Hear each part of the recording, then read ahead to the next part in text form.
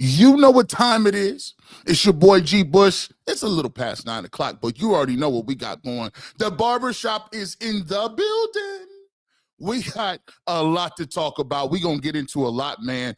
We got we got the Haslam stuff. Myles Garrett and Jimmy Haslam, they got the Cold War going.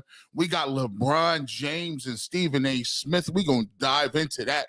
I'm gonna get into why do everybody always have these cliches, man? This draft prognostication. Why does everybody have some sort of draft credentials when it comes to the NFL draft? I don't even see y'all watching college football games. We're going to break that down. We're going to get into the role of the media. I've been trying to get to this for a long period of time. I really can't get to it because this takes a long form. See, players versus media has been going on a long time, but I'm going to tell you why it's gotten nasty. It's gotten nasty out here, and we're going to get into that. We got a lot of stuff. Cavs, Hornets, and the Cavs done won 13 in a row, but I see some bad habits. I see some bad habits coming up. We'll talk about that. We'll get into that win streak. We got a bunch of stuff coming up on the most electrifying show in all of Cleveland and all of the state of Ohio and all over the country. You know what it is. It is the Barbershop. Welcome on in, man. We want to thank every single person right now, wherever you are, whether you're on Facebook, whether you're on YouTube, whether you're on UCSS's page, or you are on Twitter. We're going to give you a great show planned for today, and we're going to get right into it, man. First and foremost, make sure you're hitting that like button for your boy, man. We up on Saturdays. We up all through the week. Nobody gives you more content than G Bush in the building, and I do it every single week. Make sure you follow me at GBush91. Make sure you're going over on the Barbershop. Hit that subscribe button so you know when I'm coming on live, and make sure you continue to support and comment. Super chats are available. We will get to all your super chats. We will prioritize super chats. We thank you for your support in advance. Let's get right to this situation. The Haslams. Jimmy Haslam steps out. Myles Garrett thought he was going to the front of the line. Thought he was going to the front of the line, and guess what? Jimmy Haslam pulls something I didn't even think he had in his toolbox. Think about this. This is coming from the Jimmy Haslam in which he's telling you he's the one who called on a cell phone to Ray Farmer and said, get Johnny Manziel in the football game. He's the one who said, I'm going to trade all this money for Deshaun Watson, and I'm going to give up some picks. This is the same Jimmy Haslam, but all of a sudden, he's telling you, hey, you got to talk to AB. Yeah, Myles, this is you? Yeah, I know you want a meeting, but no. You talk to AB, that's the chain of command. And my question to you is, when did he start deferring? When did this man become patient? When did this man become the calm soul that he is? Well, let me tell you something. I'm gonna decode this in only the way that G. Bush can decode it. There's a lot of people out there looking at the way this thing works and how this thing is gonna move, but I'm gonna give you the broken down and breakdown like I only give it over here. See, Jimmy Haslam pulled something that our parents do, and if you've grown up in a household like this, if you've grown up in a household where, you are a check-to-check household, you're a middle-class family, you got siblings, mom and dad is busting their tails to get you them clothes and them shoes and all that good stuff. And, they just doing the best they can to put gas in their car, get back and forth to work, make sure that you okay, and make sure they put that food on the table. But as a child sometimes, as a kid sometimes, you're like, man, it ain't about what I want. It ain't about what I need. It's about what I see other people with. And I want that. I want that PlayStation. I want the PlayStation, and I want the Xbox and the Sega Genesis. I'm dating myself for you guys, a little older out there. I want all that. Because I see John over there. I go to his house after school, and he got that. I see Jimmy over there. I see Derek over there. I see Sean over there. I want some of those same things that they're getting for me right now. And you know what they say? As you get a little older, you start to realize things. And as you get older, and you being the oldest, I started to learn what it was when it was called pay week and off pay week. You see, like many households in the United States, everybody lives paycheck to paycheck. A lot of people do. And you weren't getting paid every week. Your mom, dad got paid every Wednesday. My mom, we used to get in the car, and it used to be so immediate. We needed that check so bad. She used to go get the check. We used to go in the middle of the week, like middle of the workday. She knew the checks was coming at 12 p.m. We'd be there 11:45. And she would go get that check. She'd go cash it, because back in the day, there wasn't no direct deposits like that. She'd get that check, and you know what she would do? She would bring back my dad some chicken from wherever he wanted. My dad can eat chicken every day and twice on Sunday. He'd bring my dad back some of that chicken, and he'd be happy. He'd be like, man, just that one day a week, he got to eat pretty much what he wanted, and he chose chicken. He just loves it. So he got an opportunity. So I'm like, dang, bro, we needed that check that bad that we needed to pay bills on the moment. We had to go get the check early. Man, we would have got that check, paid them bills. And on the work, when you got that check week, whew, you might get you some pizza on Friday. You might slip to the mall or something and get you a little shirt or whatever the case may be. And don't let it be like a season where you're playing a sport. Because they prioritize that. You get that one pair of kicks for sports or basketball. You in there. But then that was work week and then off work week.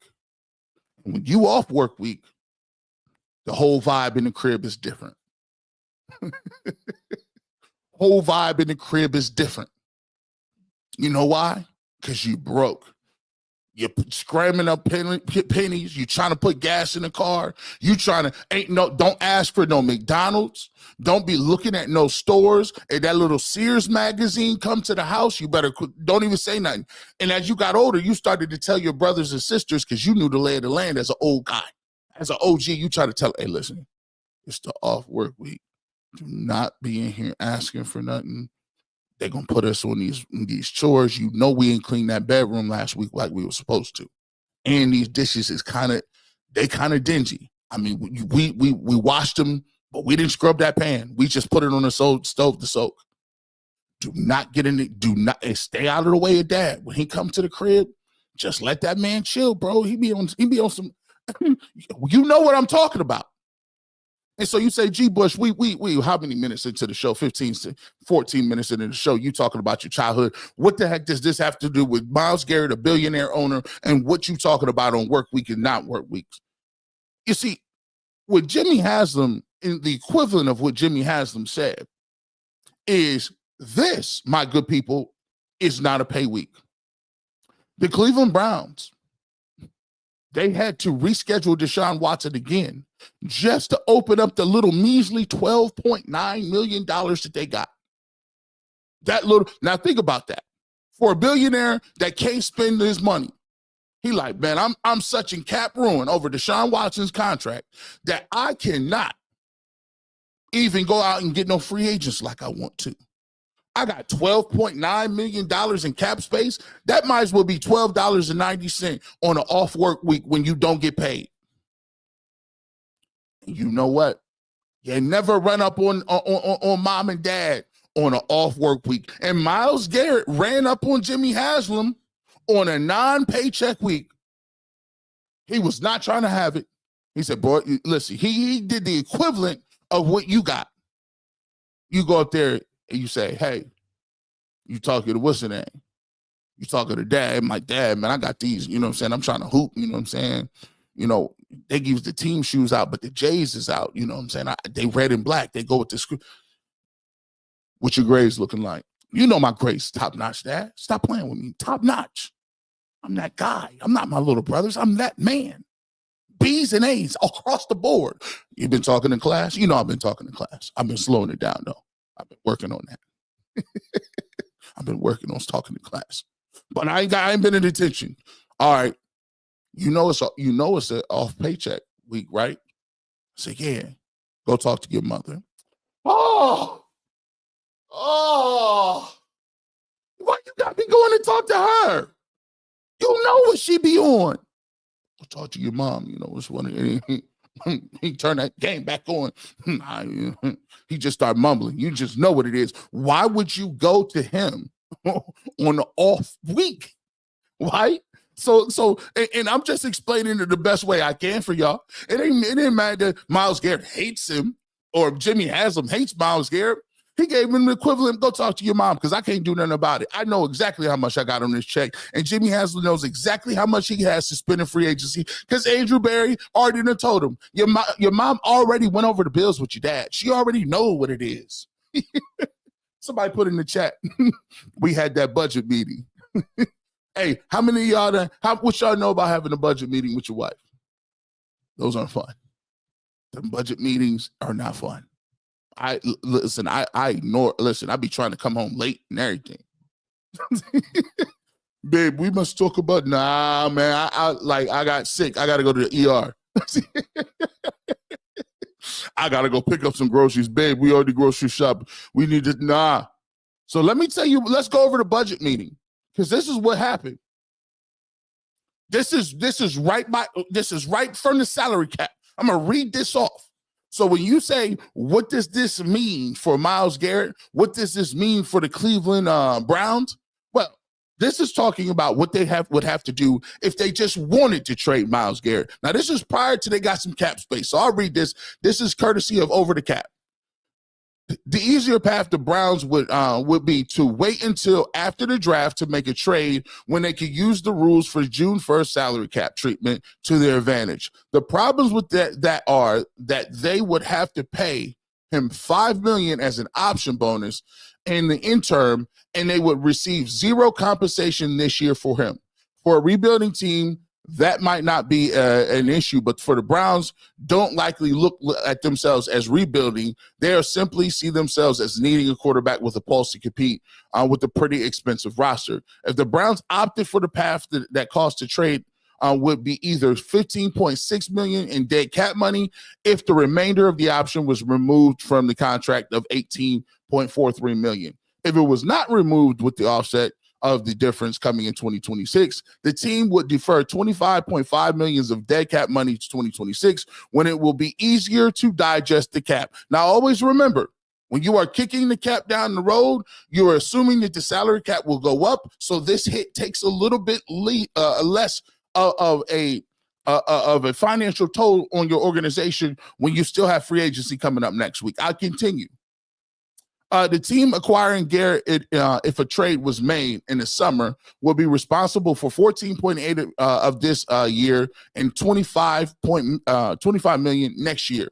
In theory, they can manipulate the cap hits however they want. But in reality, they will likely be extending Garrett. A market for a player like Garrett is a bit of an unknown. He's the best defensive lineman in football, but will turn 30 at the end of the season. So whoever is they're getting, whoever is messing around with Myles Garrett, whoever at the end of the day comes around, does their thing, they will, with Myles Garrett, they're going to be extending him. In the interim, some data points could be found in the Steelers extend J.J. Watt, but given the recent contract signed by Aaron Donald and Chris Jones, my expectation would be that they're in the ballpark of $35 million a season on a 3-year extension. Now, keep in mind, Myles Garrett is saying right now that he wants no parts of the Cleveland Browns. He wants no issues, no smoke.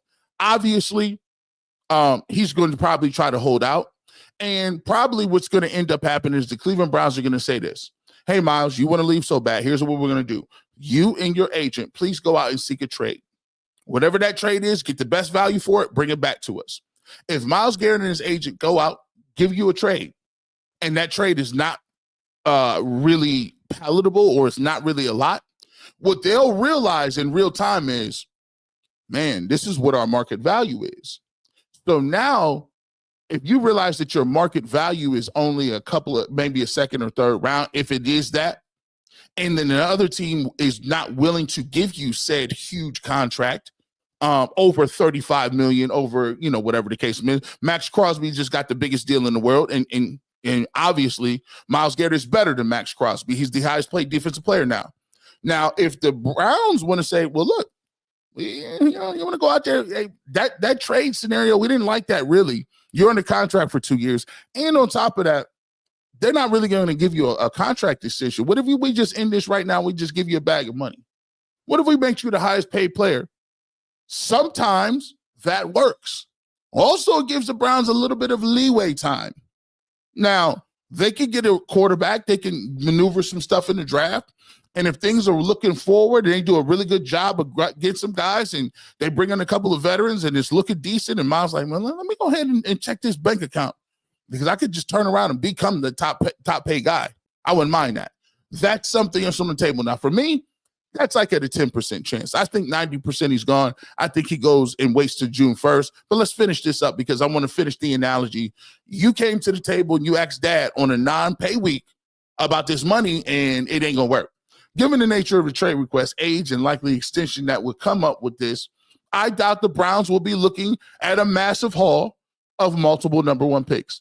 They certainly should get one first-round pick for him, but after that, it's probably a mid-round pick of some sort and with some kind of escalating conditions based on whether or not he gets a bunch of sacks. They'll bump up a third-round pick maybe to a second, something like that. It's really hard to make a compelling case for the Browns to consider this trade. It's really isn't good for the short-term health of the salary cap and really isn't in the interest of their long-term health either, given his production relatively to the low salary in his deal. The Browns should believe that they are a playoff contender regardless of how bad things have been. You don't move players like Garrett on a contending team. This will likely take a while to sort itself out, but I will expect the Browns to hold on to a no-trade stance at least until it hits some type of significant hold-out portion of the season and in the offseason as well, or a team really blows them away with a trade offer. As you can see, 1,000 people in here hit that like button. Ain't nobody breaking it down like this. What are you talking about? I'm giving you, I digress. Let's continue on with this. Let me give you this. But here's one thing. That's the reason he declined the conversation. I know that for a fact. What are we here talking about? You know we don't got no money right now. Myles, we're willing to mess with you post June 1st, but we got $12.9 million free agencies coming up, and you know we can't. They would have to get Denzel Ward restructured. They would have to restructure Jack Conklin. They would have to straight up cut a few people.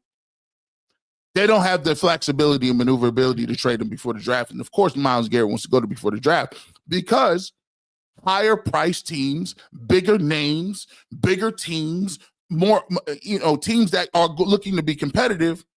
Hey, sell me on that. I'd rather have Myles Garrett than some defensive end that's a rookie.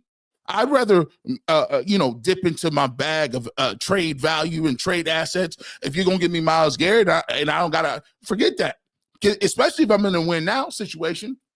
But guess what? When free agency come around, can't wait on Myles Garrett. They're going to have to fill those roles with either rookies or free agents.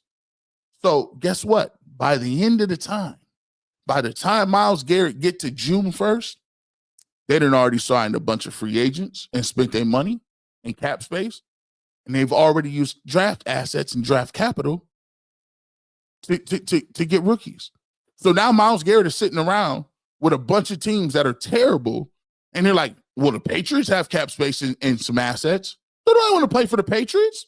I might as well stay with the Browns and restructure my deal, bro. But here's the question I got for you. You know, I always got one for one. Super chat is available. This might mean something different for me, though. And you let me know if I'm tripping.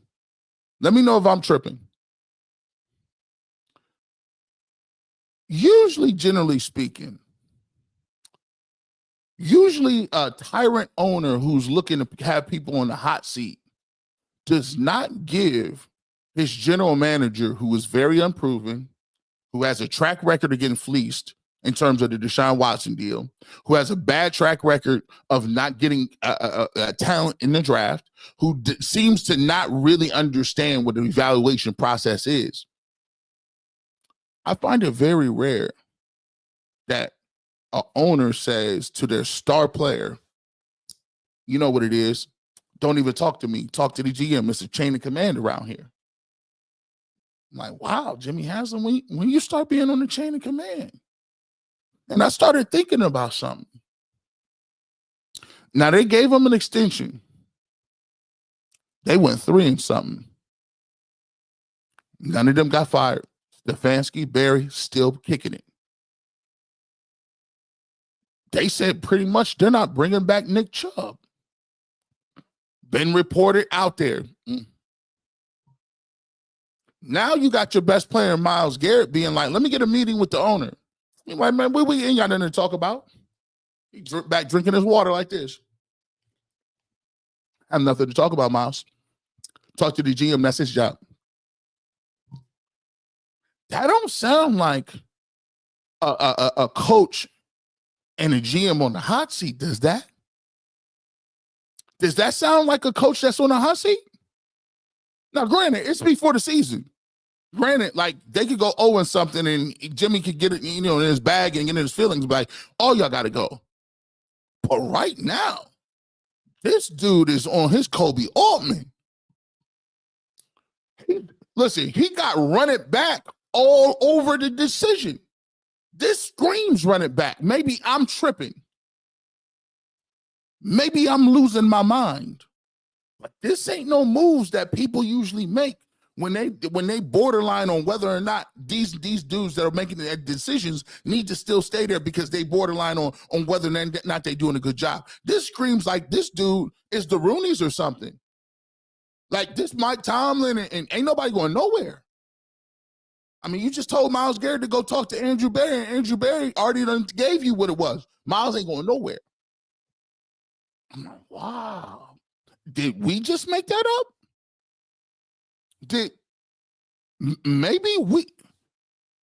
There's a chance that maybe Jimmy on a different plane. Maybe his plan is way different. Maybe we over-exaggerated. Because right now, it's looking like Jimmy is basically telling you, yeah, that Deshaun Watson move was all me. I did it.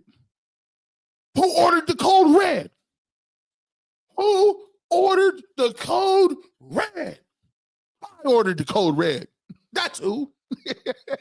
Jimmy Haslam ordered the code red. I told him to go. I told him to call Deshaun back.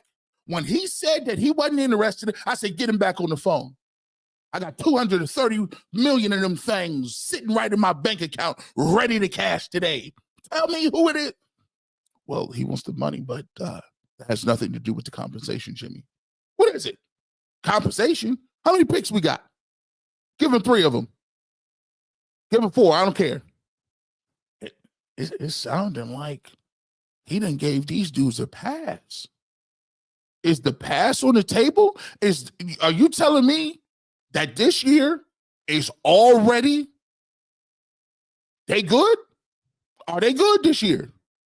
Like they telling me with a rookie quarterback, they already expect to be a little bad. Whatever Myles Garrett left, we letting Chubb go. You tell me this don't sound like a coach and GM on the hot seat. Maybe I'm tripping.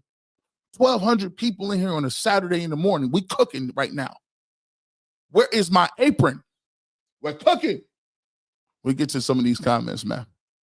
We're going to get right to these comments. I got to get to y'all, man. Got to get to y'all. Hold on. Let me get up to the top. Let me get up to the top. Stop playing with me. Let me see. Make sure. We good? Hey, we good at Facebook? Facebook good? Okay, Facebook good. Okay. That's what's up. What's up, man? We get to some of these mornings. Morning. We in here. Ray, what's up? DeAndre, what's good? Yes, sir. Yeah, Charles T. Morning. Top of the morning to y'all. What's goody? We ready to go. Hey, I thought G. Bush had too much of the yak. Nope. Don't even be on the yak no more. Remember back in the day, people used to drink like when you was poor. Remember you used to do like I'm gonna come up with a list of terrible drinks. Wild Irish Rose, Steel Reserve is terrible. A brick of Mad Dog, any of those King Cobra, that stuff I had. Wild Irish that'll have you underneath the bed, bro. Hey, Cavs had just clenching them butt cheeks yesterday. I don't even I can say that. Pause. Let's get to it, man. AO's the one. 216. Jimmy become patient after he didn't fire Barry and Kevin. I was talking to a friend, and we agreed that if TJ Watts wanted to trade trade, the Steelers wouldn't hesitate to trade him because of culture. That's a decent theory. Longest analogy ever. Yeah, listen, that's why I got 2 hours. Better day. I can't do these analogies on UCSS.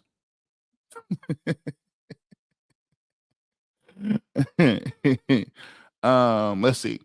Farkas 9526. Myles has lost the respect of the fan base by going through his media tour, amplifying his trade requests. Honestly, I would trade him. He clearly does not want to be here anymore. I think, to be truthful, they will trade him. They're just telling him we're not gonna do it right now, though. We ain't got the bread. We can't do it. And you know, this was always gonna get to this. Like, Myles Garrett is too good of a player. Like, there is no such thing as a amicable divorce with a really good player. The better you are, the worse the split is. Let me tell you that right now. It's just horrible because you're going to have to do something as a player to sully your image, like say something about the organization. And you know how it is. Fans take everything personally. They think like when Myles Garrett broke up with the Browns, it's Myles Garrett's breaking up with the fan base. That's just the way it is, man. And people are really sensitive about things. So it's gonna be some things that come out behind the scenes. There's gonna be some things he says in the media where fans ain't gonna like it. They just won't. And he has to do those things in order to utilize any sort of leverage that he may have.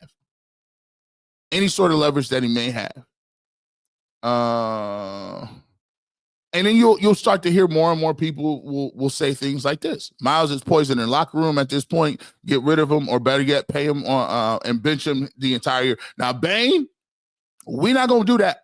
We can't be doing that. I am in no business of paying Myles Garrett to put him on the bench. We already have Deshaun Watson. We can't be doing that, bro. Like, we already got a dude that's getting crazy bags and put him on the bench. Let's see. Haslam has no tolerance for insubordination. He is a businessman, chain of command. I'm starting to believe. Is he coming around? I'm asking you guys. Is all of a sudden Jimmy Haslam starting to figure it out?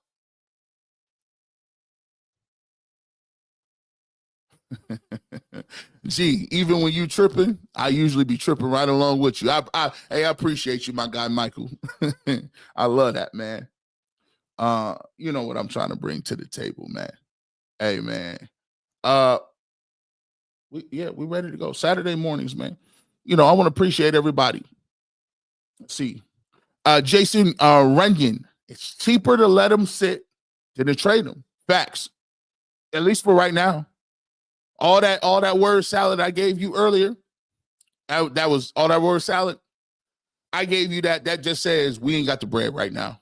We ain't got the money. Do not go. Don't be asking mom and dad for no bread on an off pay week. That's just not gonna happen.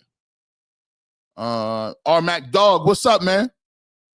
What's up? I think Jimmy knows he needs stability in order to sell a new stadium. So publicly, he's willing to let Barry run the team. So if things go south, he could point the finger at him. Very smart. Very smart. Think about it like this. Does it really do you any good right now to sort of have, let me give you this. Does it do you any good to be bad and flipping coaches? Why not let the GM and coaches be bad? And then by the time you get ready to get into the new stadium, you flip the script on them. Be like, I gave it a try. Think about how great that is. You're going to say, hey, look, I pretty much put all the money up for the stadium. I rolled with Andrew Barry.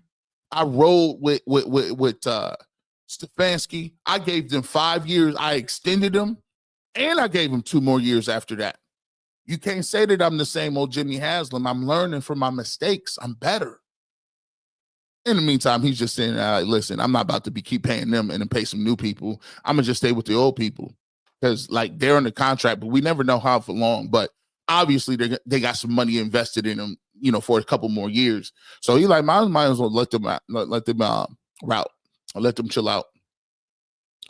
We always talking negative. Browns gonna suck, etc. What if the Browns hit a pick at quarterback and win sooner than later? Now we just gave away Myles Garrett. Myles Garrett talk starts. Hey, listen, I've always said that the main thing that the Browns need to hope on is a quarterback. That's why I've always said that, anybody who's preaching and that's telling you that you need a defensive end or tackle or any of that noise as your first overall pick or the pick that you really need, you're in trouble. Why would that even be an issue? That is not something we need to be talking about, because really in the reality of the situation, the bottom line is Myles Garrett is on the trade block because you don't have a quarterback. You don't get a defensive end and make a difference. It just doesn't work. So the best way to save their joint is to do that. Charles T., we appreciate the super chat. My man, as always. Myles should have kept things behind closed doors. He was at the Super Bowl bashing Browns while Winston was saying he didn't see a bad culture or what Myles saw. Well, listen, Charles T., he had to do that. He doesn't think about it. What leverage does Myles Garrett really have? He's 2 years under contract. They can let him chill out. They can say, well, you're going to play for us or you're going to retire. So what leverage does he really have? He doesn't. So you have to get public. You have to make it a distraction. You have to make it so untenable that the Browns say to you, you are better off our team at this point because you are such a big problem. But the problem is the offseason. We ain't got no problems in the offseason. The only way he gets leverage is the Cleveland Browns start taking these L's during the season and he refuses to play. Then you get the reporters asking questions. Then you get people saying, well, what's up with Myles Garrett? Do you guys trade him? But until then, man, listen, nothing to see here, folks. Nothing to see.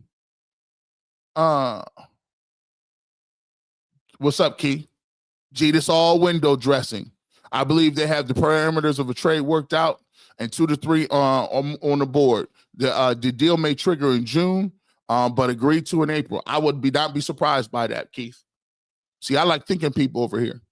I like thinking men. See, this is a Thinking Burbson's podcast.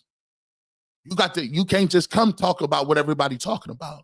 You got to have your own facts, your own ideas, the way that you see things. And Batonio staying after his meeting.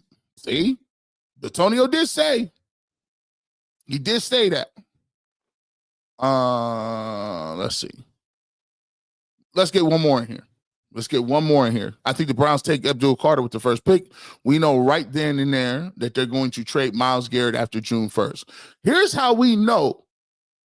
I kind of found out something, but not really. I kind of know that when the Raiders took Geno Smith and they gave him a bag of money, at that point in time, that you should know the Browns is taking a quarterback. Because if the Raiders thought there was any chance, and you know what, to get Shedeur Sanders or Cam Ward, they would have been in that draft chilling, waiting up or talking to get up. Think about it. They're not moving. They're not moving nothing. He was like, give me. And think about it. If Geno Smith was available, wouldn't you believe that the Browns wanted to go after Geno Smith? Or at least put some feelers out there for him. And for what they got Geno Smith, that he's the best option that we talked about out of Kirk Cousins, Joe Flacco, Justin Fields, Sam Darnold, Carson Wentz, Kirk Cousins, Jacoby Brissett. He's a better option than all those guys. But they didn't even go after him, didn't even look at it. That tells me that the Raiders know that the Browns is getting either Shedeur Sanders or Cam Ward, and it shows that the Browns didn't have any interest in that, and they know what they're going to do.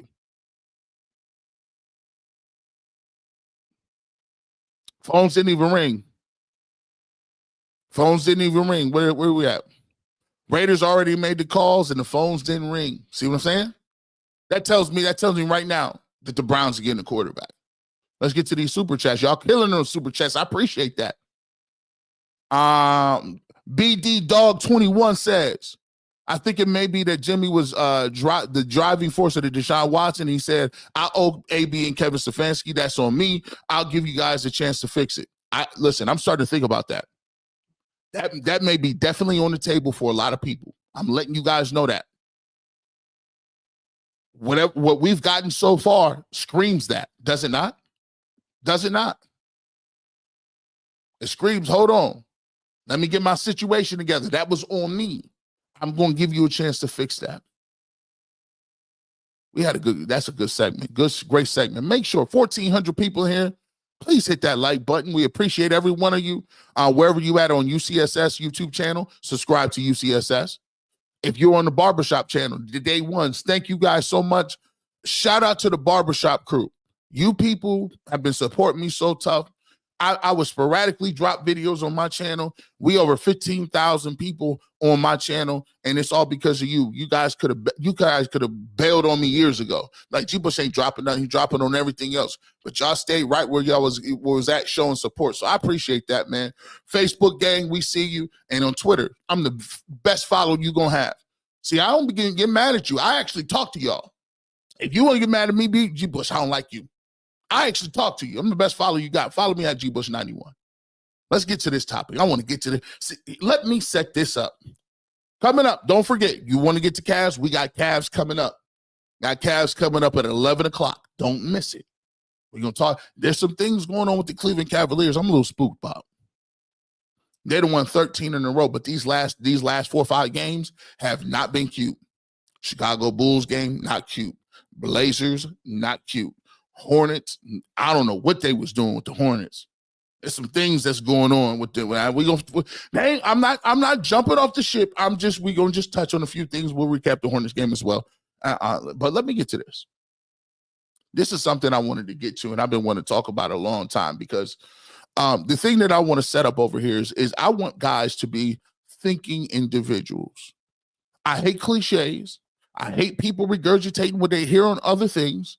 I want to get to, let me get to my assets over here. Let me get to this. Let me get to this.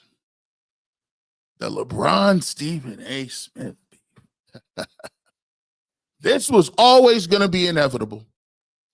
And this goes to a broader, and if you're thinking like, well, this ain't got nothing to do with Cleveland.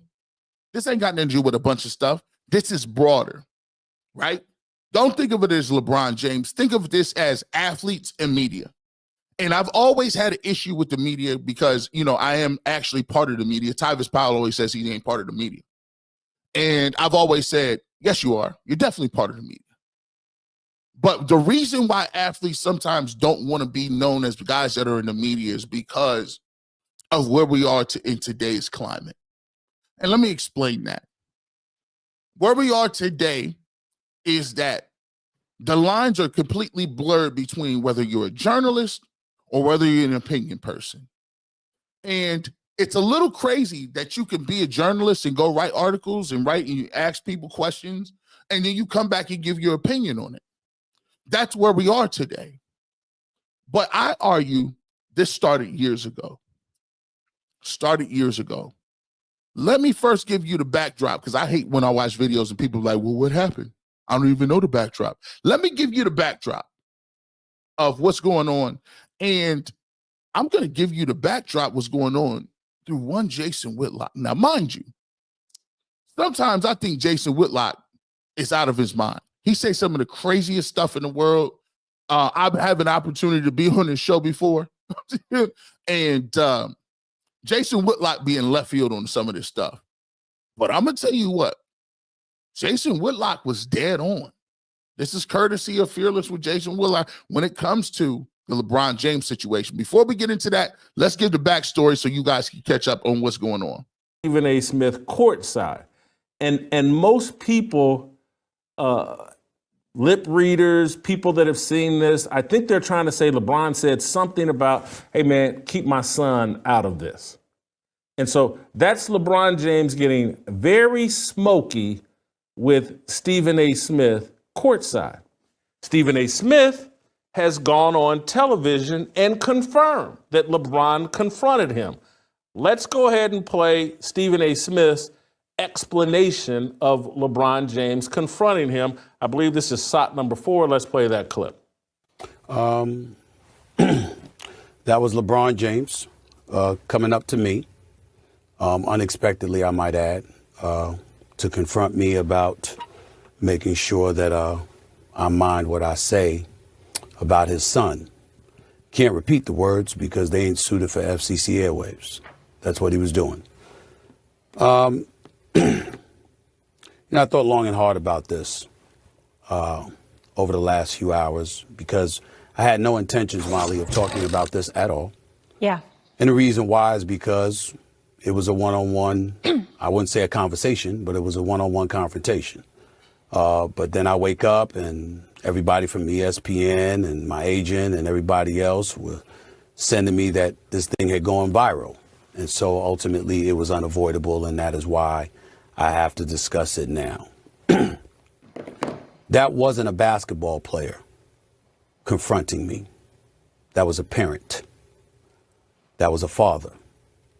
And I can't sit here and be angry or feel slighted by LeBron James in any way in that regard.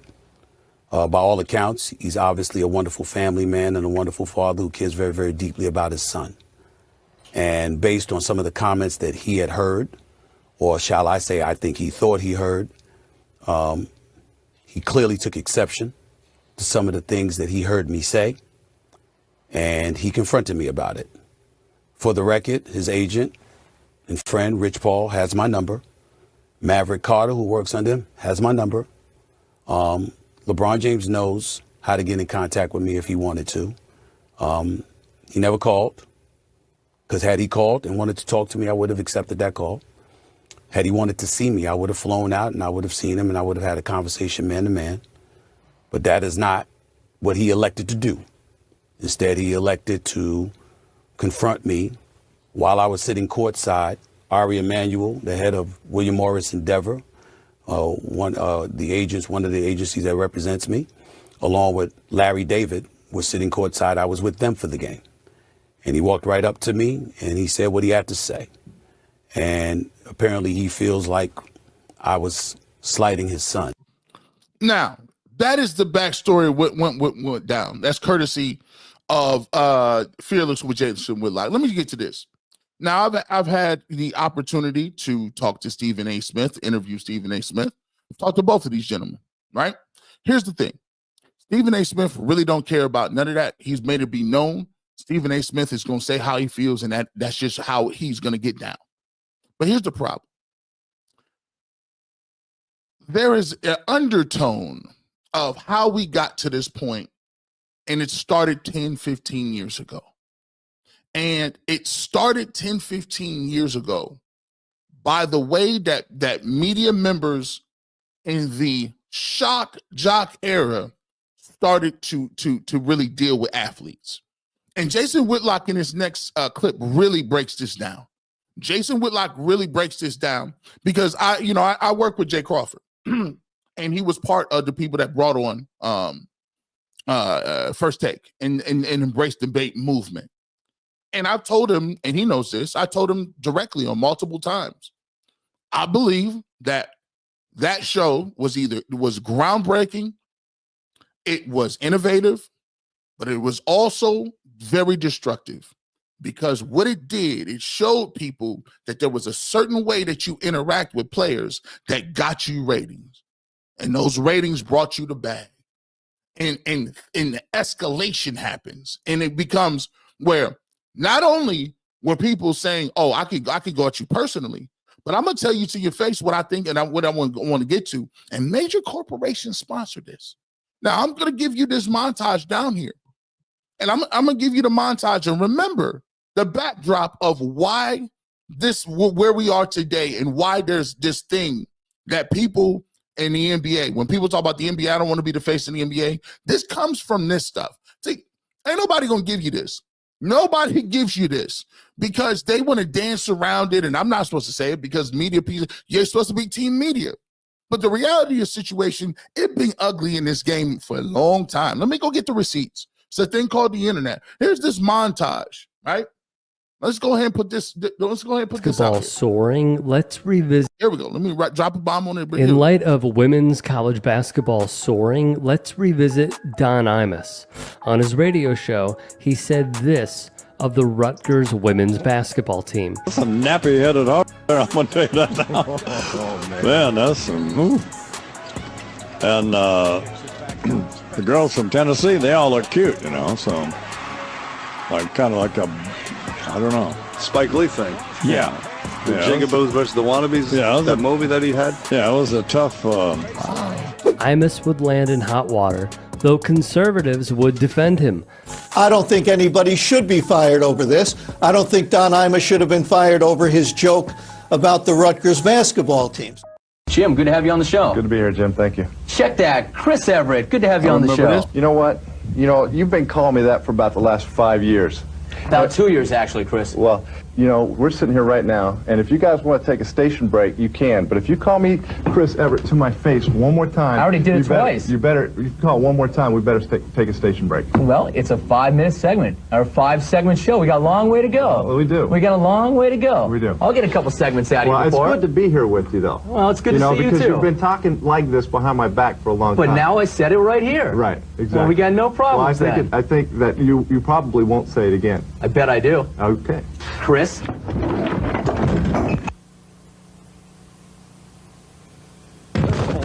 My only problem is just the whole misuse of the name. If I stink it up on the court, that's fine. I don't have no problem with you. I love jokes. I love cracking on jokes. My thing is, my family, we take a lot of pride in our name. And my ancestors, my great-grandfather, my father, my grandfather, my aunts and uncles, you know, we're very prideful with the Bosch name. And I don't like it being made fun of. And I, you know, I don't think they appreciate it either. But, you know, that's all, really. I respect the Bosch name, but I have no regrets with referring to you occasionally, especially early and at mid-season, as Bosch Spice. This man just came up there and told you that he represents his grandfather, his lineage, people that don't play basketball. And he said, if you want to talk to me about my game, please leave me out of the mix in terms of saying that with my family name. And this man sat up there and told him, while I respect that, I don't regret calling you Bosch Spice. This is what that era brought. It brought people who felt like, I'm so big that I'll call you what I want, act how I want, say how I want, and then when you call me on it, I'm going to play the victim. No. You can't have it both ways, people. What you say on a microphone can get you punched in real life. Why would a man tell you, don't call me that no more? And you said, I've already called you that twice, Chris. That's the level of arrogance. And by the way, that's the level of arrogance that my man, and he ain't my man all the time. He be saying some crazy stuff. By the way, Jason Whitlock, you be out of the pocket too. Don't get twisted. But on this one, he's dead on. Sit on the air. They sit on the air week after week after week, inviting idiots. This has been going on at ESPN, not just with First Take, but they're the leader of it. Hey, let's invite Kai Cenat on, TikToker. Hey, let's invite idiot gangster rappers on, and we can always do idiot gangster rapper. Who do you like, Jordan or LeBron? Barkley said ESPN has dumbed down the conversation about sports and made LeBron fans not like Michael fans, LeBron fans not like Michael Jordan, Jordan fans not like LeBron James. We've divided everything up. Basketball is this beautiful game, and we used to celebrate each other and celebrate the guys before us. But now ESPN, driven by Skip Bayless and Stephen A. Smith, and this whole embrace debate movement started by Jamie Horowitz that has never gone away, it's destroyed the NBA. So again, Barkley's pointing the finger at ESPN. LeBron James, he's pretending like he's upset about Bronny James and the way Stephen A. Smith talks about Bronny James. Watch this. This is where he got all of them together. This is facts. If you think that LeBron is really, really, really upset about what Bronny James, now granted, he is. He probably said, like, Bronny James gets a whole lot of grief that he probably shouldn't. By the way, he averaged 21 points and 5 assists in the G League. I mean, it's not like he's garbage. But the underlining thing here is why when I see Jason Whitlock, there's still some level of brilliance somewhere, because he hit the nail right on the head with this. That's the justification, because he doesn't want to tell LeBron James, or he doesn't want to tell Stephen A. Smith and the rest of the media what he's really upset about. He's never liked the way he's been covered by ESPN. ESPN, Skip Bayless, and now Stephen A. Smith. They have been milking the LeBron James cow for 20 years straight. And Stephen A. Smith and LeBron James is saying, at my expense. They pitted me against Michael Jordan. And as I read to you all earlier this week or late last week when I started this discussion, that when I read to you all, here's Skip Bayless, when LeBron James is 21 years old and just lost a tough playoff series, I think, to the Detroit Pistons. Here's Skip Bayless launching this attack on LeBron. Oh, he's no Michael Jordan. He's not clutch. He doesn't have the clutch gene. He started that when LeBron was 21 years old, just in his third season. And LeBron James, as I said, like, hey, there's a lunatic on TV attacking me every day and comparing me in a negative light to Michael Jordan ever since I was 21. And that was courtesy of fearless Jason Whitlock. And Jason Whitlock is correct. See, the reality of the situation is LeBron James salty about what's going on with Bronny and the way people cover him? Sure. But more than anything, LeBron James feels like, y'all been hating on me since day one. You never got over the decision. You minimized all of my championships. You've been you say Michael Jordan is better than me unequivocally at all times. You find anything that I'm gonna say, it's gonna be an issue. I got all the stats. I got all the I got all the records, all of the meaningful ones. I don't get it. I'm confused. How can I have the most games played, the most minutes? How can you say that I don't show up when I played the longest? I didn't retire in the middle of my career. I didn't retire because my coach, they wouldn't bring my coach back and I wouldn't want to play for the team. I didn't retire twice and go play football or something. I didn't play for all these organizations. I done won 3 championships for 3 organizations. I got more. I got, Magic Johnson is the GOAT to some people. Magic is the guy. I got more assists than Magic Johnson. For most people, they say, man, Dennis Rodman, man, that's great. He's a beast, man. What about Patrick Ewing, David Robinson? I have more rebounds than those guys. The only person with more 3-pointers in playoffs is Steph Curry. Then it's me. I got the most points in the postseason, got the most points in the regular season. The most time, how many time All-Star? I got 3 gold medals. I got 4 MVPs. I got 4 championships. I got 3 high school national championships, state of Ohio. I'm the rookie of the year. I got every record known to man, 22-time All-Star. I've been all NBA. I'm 40 years old and I average almost 30 points and 38 and 7. And guess what? Every time I turn around, it's Queen James this and LeBron ain't that. And let's be real, people. The only reason people put Kobe in front of LeBron, and this ain't a conversation. The reason they put Kobe in front of LeBron because Kobe got he passed too early. When Kobe passed away, remember, prior to Kobe passing away, he was not a national treasure. We still used to have to get mad at people because they used to bring up the assault charges that he was acquitted of every single time they wanted to do an interview. So they don't give you your flowers till you're gone, and LeBron will understand that. But this is more of a bigger thing. Let's talk about the bigger part of it and what the media has an issue with. See, as a young man getting into the game and getting into the industry, they tell you one thing.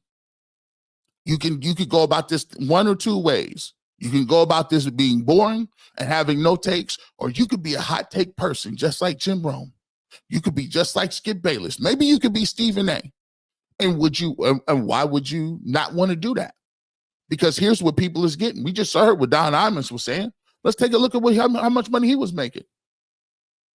I guess it pays to say inflammatory things. Don Imus's net worth was estimated at 100 million times at his time of his death in 2019. He earned his wealth through his career as a radio and television personality. Imus' primary source of income was his radio show Imus in the Morning, in which you heard the inflammatory things about the Rutgers people. That was a big thing back then. And Imus earned a salary of $20 million per year from the show. I guess it pays to say inflammatory stuff. You just saw Jim Rome. You got in a fight with somebody, calling them all outside of their name, right? Jim Rome, one of the highest paid broadcasters and highest paid radio personalities in the world. Under this current contract, Rome's annual salary is $30 million per year. For many, this salary made Jim the number one highest paid sports broadcaster in the world. His record was topped in 2022 with the announcement of Tom Brady's 10-year, $375 million Fox deal. Well, at least Tom Brady won some Super Bowls. At least he threw some footballs and he was kind of good. At least I wouldn't have a problem with him getting it right. You see, when you say crazy things, you get paid for it. Why would you need to tell the truth anywhere in the media? Why would you need to do not let the truth get in the way of a good, entertaining story. Always remember that, boys and girls, the young ones coming up. Because you don't want to be working on the internet, getting paid nothing.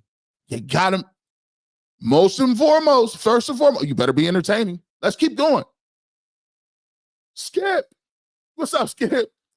What is Skip Bayless's net worth this salary? Skip Bayless, it has a net worth of $17 million, man.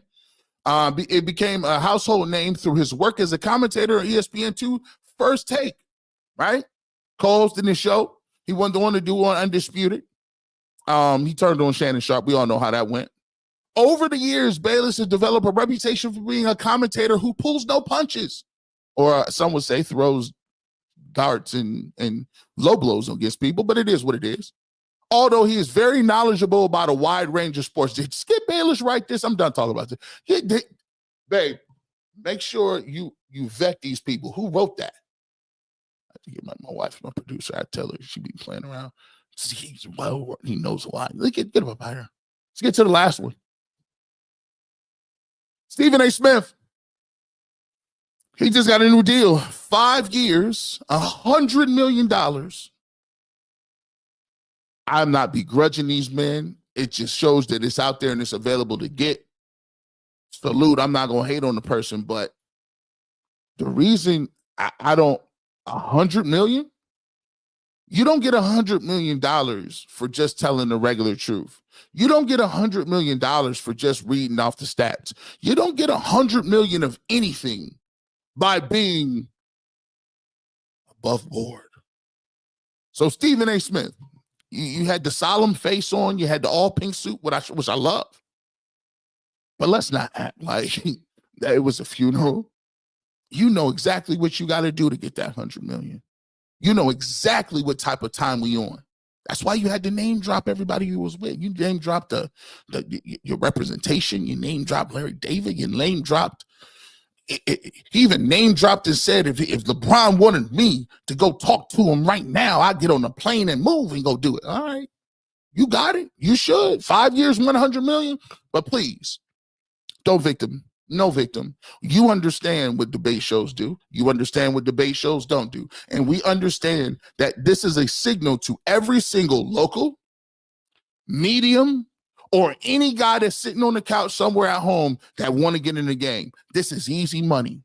All you got to do is use buzzwords, regurgitate what people say, and say the most shocking things in the world, and maybe you could be the next successful journalist. Come on now.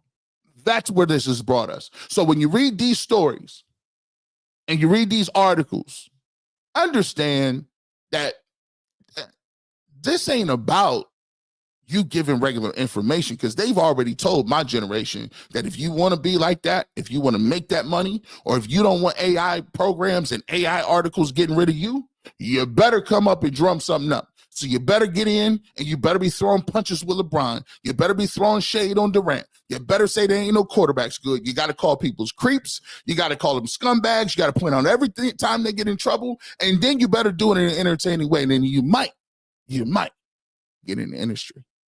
And this is why the Barbershop's on Saturday by its own. This is why, look, I'm sure there's probably somebody in there right now. We're going to come back to this. I'm going to get your thoughts, what's going on with this. I'm going to get your thoughts. Then we're going to pivot to the Cavaliers. But this is why you on Saturday, G, but you can't be doing that. Why would you say all that? You're doing too much. That's why we don't like you, boy. Let's get to the super chats, man. I love you guys, man. Appreciate you. 1,700 people live, ready to go. Hit the like button where you at. Hit that share button. There was nobody doing this. I'm sorry. Point them out to me. 2 hours? No breaks? No water? Come on. I'm just playing. Charles C., what's up, man? I disagree with Bull take 11-6 was fraud. Last season, Haslam blew up everything. Offensive coordinator, offensive line, quarterback, basically wrecked all 11-6 momentum. Get a good QB, we good. Now look, at least you agree with this. I like the QB scenario. Give me a quarterback. I like getting quarterbacks. I love getting quarterbacks. We need to get one. Here's the thing, though. I think, Charles, there's certain things that the Browns miss, little small, minute things that they don't understand that go into winning championships. I'll give you a case in point. Not bringing back Nick Chubb is a massive problem. And it's not because Nick Chubb is going to get 1,800 yards next year. The reason why it's a massive problem is because you're counting on young guys. You're counting on young guys. And a new quarterback, you can probably draft another running back. You can probably draft another defensive end. You got a lot of guys coming in. You need somebody showing these guys the ropes of how to be a good professional, about how to go about doing your job, about how sometimes life ain't going to always work out for you, but this is how you go through it. And a lot of times people underestimate that type of stuff. Those are the things that can set you up and set you up that's beyond the yards per carry for Nick Chubb. That's beyond that. Sometimes you need to have a foundation, and people can look at a person and say, that's the way it's supposed to be done. And it also shows that your organization is a stand-up organization and stands by key people in your organization and your fan base. You know, if you can think about this, and I don't begrudge nobody's money, even Deshaun Watson's. Nobody's.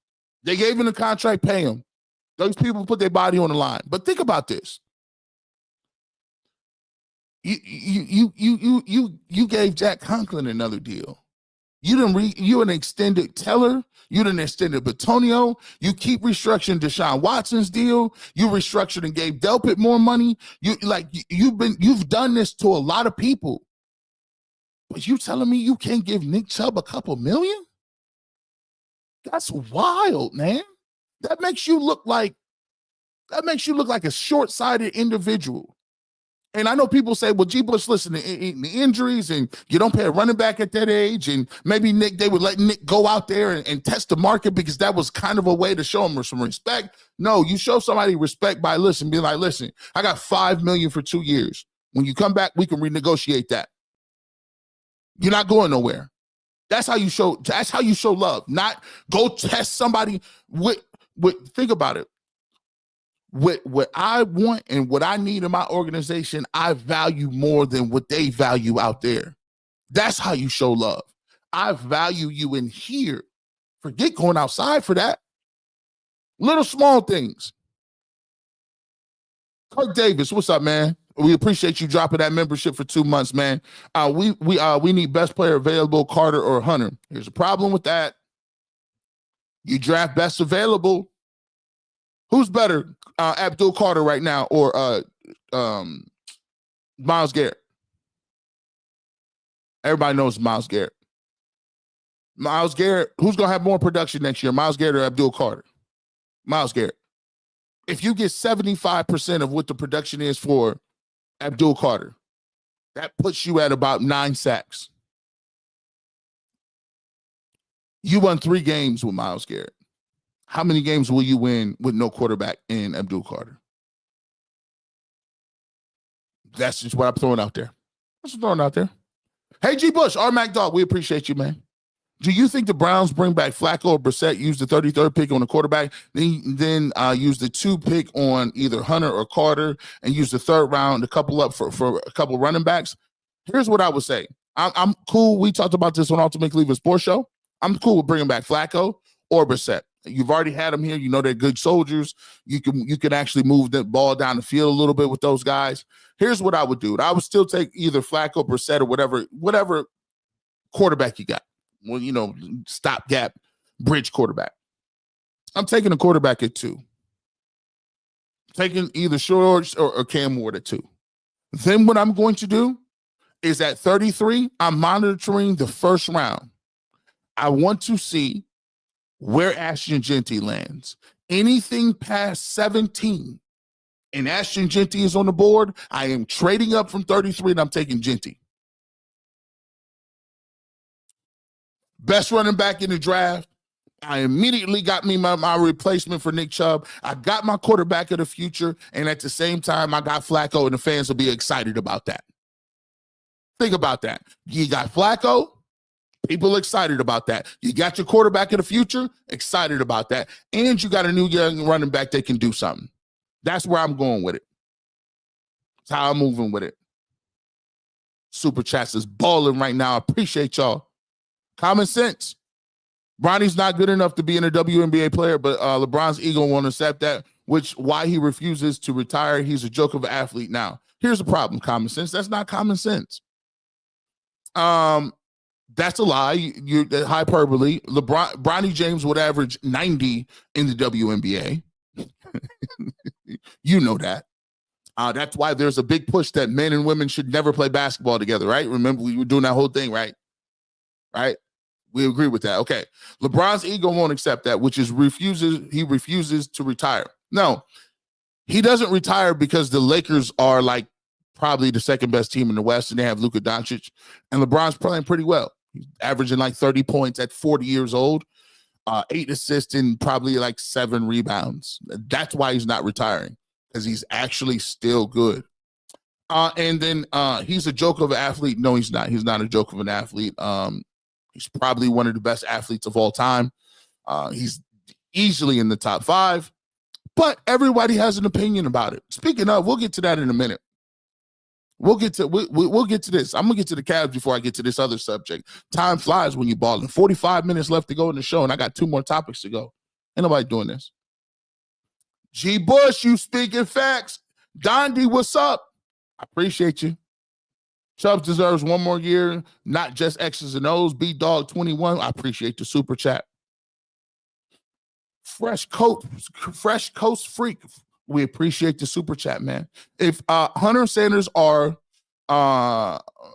if Hunter/Sanders are you all in on one more day one, or more hesitant of a plan rather than not? Great job at UCSS this week. I'm trying to figure that out. Let me see if it's Hunter or Sanders. You all in?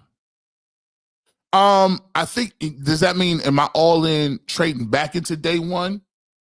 If they want to go with Hunter, and they see Jackson Dart still on the board and they want to get him, I feel like either way, the Browns to me need 2 first-round draft picks. So whatever they do at 2, they need to package the 33 to get back into day 1 to either take the quarterback that they didn't take at 2 or to upgrade and take a guy that slipped down the board. I would take a running back. I hope that kind of, I was a little unsure about what you were saying there, but as always, LeBron fans think being called the second greatest player ever is so disrespectful. No, it's not disrespectful. I think the thing that LeBron James, like people that are fans, and I don't even say LeBron fans, I think objective basketball people have a problem with this. Objective basketball people who have played the game, who understand the game, have an issue with somebody minimizing things offhand. Like for somebody to say it doesn't matter how many points you get or how many years you play, that's the most ridiculous. You almost disqualify yourself. It almost make people not want to converse with you because that's ridiculous, man. Everybody knows how good for so long. Like when people say, oh, his longevity is a problem. Do you know how hard it is to play at that level for 5 years, let alone 22? Do you know how hard it is? Like it's like when people minimize them conversations, it's all about rings. You're like, but you forget about everything else, like, and how you talk about the game. Like being reductive about what LeBron James' career is what people get frustrated about. That's disrespectful. Not that you say Jordan is a better player, because some people believe that Kareem was the best player. Some people say Bill Russell's the best player. It's a conversation to be had about a lot of different players. But the thing is, LeBron does not get the disrespect Bill Russell gets. People don't disrespect Kareem. People say nothing about Kareem. They don't say nothing about Bill Russell. They definitely don't say nothing about Michael Jordan.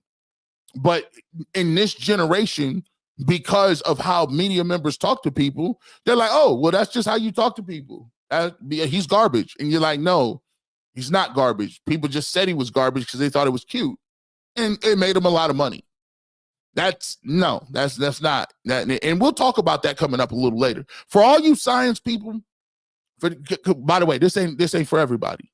I still drop stuff. You're going to want to wait for this. You're going to want to wait for this. I'm going to talk about something here coming up, and it'll give some credence to a lot of the stuff people be talking about, and it's ridiculous. All right. So let's keep it pushing. We feel y'all. Let's get to this one.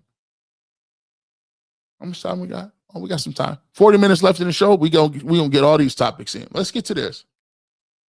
Cavaliers. Talking Cavs. Make sure you hit the like button in here. Y'all been waiting for the Cavs talk. Listen, man, let's get to this game. Cavs rally late to beat the Hornets 118-117 in ugly fashion. They have won 13 games in a row. I don't think I've ever been at this position. I don't think I've ever been in a position where you can win 13 games in a row and I still have this little apprehensive feeling. 13 games in a row, and I'm sitting here trying to tell you guys, oh man, 13 games, and I'm worried about X, Y, and Z. Let's take a look at the back box score from the game last night, and we'll get to why it is that I'm a little concerned. Let's first of all take a look at the Hornets box score. Part that concerns me is this. You go down the list and it just jumps out at you really quickly. Miles Bridges, 46 points. 46 points. Yusuf Nurkic. He didn't really give you anything, but he was a bully down low. 12 points, 15 rebounds. Bullied us down low a little bit. LaMelo Ball didn't really do nothing but take bad shots. I mean, LaMelo's game is it's hard to watch. Like, he plays such losing basketball. LaMelo just be firing, bro. 4-13, 3-10, -17 plus minus. Don't be playing no defense. And the rest of it, the Hornets is a bad team. But those two things that are consistently showing up is this. The Miles Bridges with the 46 and the use of Nurkic, right? Now, we've had the last couple of games where either for the Bulls or the Blazers or whatever the case may be, in this game, you're giving up massive amounts of points. Celtics, Tatum and Brown is going to get theirs in the last couple of games. Massive amounts of points, fellas. And the problem I got is this. And I've been talking about it ad nauseum. At some point in time, the Cavs better put DeAndre Hunter in his starting lineup so that they can gel defensively. And right now, defensively, they're 7th or 8th in the league. Number 1 offensive team. They're going to have to stop giving up these little layups and these little, just easy runs to the basket and guys as laissez-faire, lazy little habits starting to develop. And the thing that I'm nervous about is when you have a 13-game winning streak and you keep beating teams and you're beating guys with your bench players, you get lulled into lulled into this sense of security, false sense of security, like, oh, we so nice that we just going to keep doing this. We're going to keep playing our role. Isaac Okoro going to keep getting minutes. We're going to keep starting Max Strus despite the fact that you got DeAndre Hunter playing his tail off and you're still trying to play 6'4" Max Strus all because you can? No. This is what happens. Notice the amount of small forwards and the amount of buckets they're giving us. 46 to Miles Bridges, that could be 60 against Tatum and Brown. And my point is this, again, you should not have to learn from your mistakes by losing. But it's almost like I was sitting there the last game, couple games, like, man, hopefully you know what, maybe we might deserve to lose this game. We might. Because, I'm not sitting here acting like I'm being like hyperbole or the world is over and I don't think the Cavs is the best team in the league or whatever the case may be. That's not what I'm saying to you. I'm saying that if you want to play winning basketball and we want to see ourselves as teams that is going to win a championship, we're directly comparing ourselves to 3 or 4 teams. The Lakers, OKC, the Celtics in the East, and maybe the Knicks, even though I think we're definitely a better team than the Knicks. You're going to have to ramp this up. I have to ramp this up. Let's take a look at the Cavs box score from last night. This is what I'm talking about. You're running, and I don't care about. Think about this. You're running Max Strus out here. 22 minutes. 0 of 3 from field goal. 0 of 3 from 3-point. He had 3 free throws. He had 3 rebounds and 1 assist and a -14. And we just keep starting him. Like this is I don't believe in hide nobody. Coaches do this way too much, and that's how you get beat. At some point in time, you got to play your best. There was this notion that it doesn't matter who starts and it's about the minutes. To be damned, it is. You let Miles Bridges just get 46 points on you, and he's killing Max Strus, who's 6'4". Why are you starting him? Do you like his bangs? Do you like his headband? I'm confused. And you look down, and what all DeAndre Hunter did was seal the game for you. Big time putback off an offensive rebound. Forced to steal the very next time down court. Look at his numbers: 4 of 6, 2 of 4 from 3, 5 of 6 from the line. 6 rebounds, 4 assists, plus 17. 15 points. and guess what? This is, they lull you into sleep thinking that you can play so many dudes. We got so many dudes we can play. No, you can't. Isaac Okoro, -14. You got how many minutes? 13? No, 5 points. Dean Wade can't buy a shot right now. It's about the time for Dean Wade's slipper to fall off and him to go back to a regular Cinderella with the pumpkin coach and all. He played good half the year, and then the next half of the year, right when it get to playoff time, it get to be spring, March, April. Time for Dean Wade to not do nothing. 0 3 for 3. Can't buy a shot. -5, plus minus. But these are the guys you keep running out there. You run a Max Strus out there with all these minutes, minus 14. Dean Wade at minus 5. Isaac Okoro minus 14. When you get to the playoffs, you're going to pick one of those guys because you know the two guys that's going to get minutes. Ty Jerome going to play. And by the way, Sam Merrill, he need to be getting more minutes. If Max Strus going to be a minus 14, Sam Merrill need to be getting, he's dependent on whether you're getting shots or not. But for me, man, I'm sorry. I'm sorry. The Cavs, yes, they're winning. Yes, they're doing what they need to do. But I'm still not a big fan of what they're doing. And I know Kenny has done a great job. Please don't get in the comments saying that I'm panicking. Please don't get in the comment section talking about, we only lost 10 games and what is this guy talking about? I'm talking high-level basketball with the people that know. If you just want to rave the rally flags, I get it. I'm not complaining at all. I would rather win games and learn on the fly than be out here playing around. But this thing with Max Strus, I'm confused by it. DeAndre Hunter is 10 times the ball player he is. Listen, why are you doing that? Max Strus is a shooting guard. He is not a small forward. Why are you forcing this? Why? Can somebody tell me? And it's to the point, I don't care if DeAndre Hunter tell me he want to come off the bench. Nah, dog, we need you to guard that guy so he don't have 45 in the first quarter. I don't need him to get good looks. I don't want Tatum getting good looks. I don't want Brunson getting good looks. I don't want Brown getting good looks. I don't want none of these elite dudes you're going to play getting good looks and feeling good about themselves in the playoffs because you want to play Max Strus. Am I crazy? You tell me, let's get to the comments. Get to these comments, bro.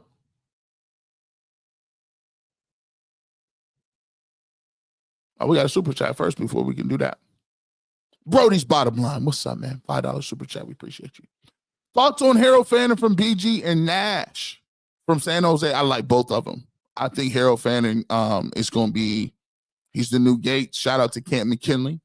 You know what I'm saying? Definitely an alum out there. Definitely does his thing. Shout out to him. I think and I like the kid from San Jose State too. We got to get us a receiver. We got to get us another receiver. I'm not going to lie, man. We ain't seen anybody heard from what's his name? Cedric Tillman. Anybody? Has there been a Cedric Tillman sighting? Has there been a Cedric Tillman sighting? We haven't seen him. What are we doing? Nowhere? Okay. All right. Let me see. Let me get to these Cavs comments. Yeah, let me get this down. Let me pull this down. Pull this banner down. Y'all been good with this. Let me get your comments. Buckeye guy. I think the Cavs thought they was gonna coast through Charlotte. Mitchell said they took dumb shots. They can't overlook anyone at any night. Let them know. That's what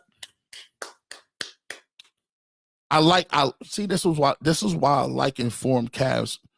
For the most part, Cavs fans is not as delusional as Browns are. Browns fans is crazy delusional. For the most part, the Cavs community understands what the task is. And they did take dumb shots last night. They had the Charlotte Hornets with 4 fouls. And Evan Mobley is down low. I'm like, why don't y'all feed the post, bro? Let's get to this line. He got a little one on him. We get a little 3 happy sometimes. We be jacking 3s up sometimes, and it'd be like, I don't know. Oh, man. We be getting a little happy with that, man. Hey, Julian, Dean Wade need to sit. Hey, Dean Wade, I don't know what's going on with him. He can't buy a shot. Mobley's 3-point attempts are down. It's concerning. Well, he did hit that step back. Me and my brother was like, when did Mobley get the step back 3 with the clock going down? I was like, okay. Cavs are undefeated when Spider sat out. They balling. It won't be perfect, but the Cavs will be fine. Hey, listen, they keep rolling out wins. I will say that, but I will say this though too. There's certain things I'm telling you, you better get that boy in the starting lineups. Come on, G. I don't know what that means. We're in trouble. I don't think we're in trouble. This is the best Cavs team we've seen in years. Facts. I've told you again, this may go down as one of the best teams in history if they continue to win at this pace. They win 70 games and win a championship. They are in the running for a top 3 team of all time. That cannot be debated. It can't be debated, but you know what I'm saying. Really good team. Cavs still bringing a game against the contenders. I'll give them that. But they better get your boy in the game. Better get him in the game. Pacing. We can't pace Hunter. He tired. Sam Merrill's streaky. Yeah, he is, man. Let me see. Listen, I like Max Strus off the bench. Max Strus can listen. The other day, he had like 3 or 4 threes to get us in overtime. I like Max Strus. Don't get it twisted. I just don't like him starting against wings that's 6'7" and 6'8" and 6'9" and Banchero and Wagner. And I don't like that. I like him to come off that bench. Let me see. Now, I will tell you this. Lawn care for life. The thing is, every team is playing up for the Cavs. Everyone wants to beat the Cavs. Man, we are getting everyone's best shot. Now, I'll give you credit for that. They are. Y'all going to get to smoke every night, and I'll give the Cavs credit for that. Cavs is coming out delivering. Even when I be tweeting, I'm like, bro, they might lose today. They always find a Cavalanche at the end of the game. 3, 4 threes in a row. Get to the line. Spider Mitchell. Bring the ball over. Finish on boys. They do it every night. You ain't going to hear no complaints about that, especially given the fact that what the Guardians and what the Browns be doing. Listen, I'm all for it. I'm just a little, we talking about playoffs. We're not saying regular. This is fine for regular season. We're competing. We talk about playoffs. Speaking of, we only got a little bit of time left. We appreciate y'all, man. I might get no topics. So make sure 1,800, almost 1,900 people in here. Please hit the like button. You listen, I appreciate everybody that's super chatting. That's a beautiful thing. That helps us be able to continue to do shows like this on the weekend, to continue to give you extra content. And I get it, man. We're in a crazy place where people losing their jobs. Inflation is crazy. Maybe you ain't got it, but you know what you do got? All it takes is a simple click of the button, like button, share, and that helps us out tremendously. On all platforms, whether that's in Twitter, hit the like button over there. If you're over on Facebook, continue to hit that like button over there, and we enjoy your comments and subscribe to the channels because that also helps out. It's the same as monetary donations go as well. So let's get to this because I wanted to get to this. I got 2 more topics I'm gonna really get to, and the last one is a fun one. So last one is a fun one. We'll get to this first because I think this is very important. Now, I wanted to do this back to back with the LeBron thing, but I thought I'm gonna split this up. I mean, this is too much heavy with the LeBron thing. But here's one thing I do want to give you guys.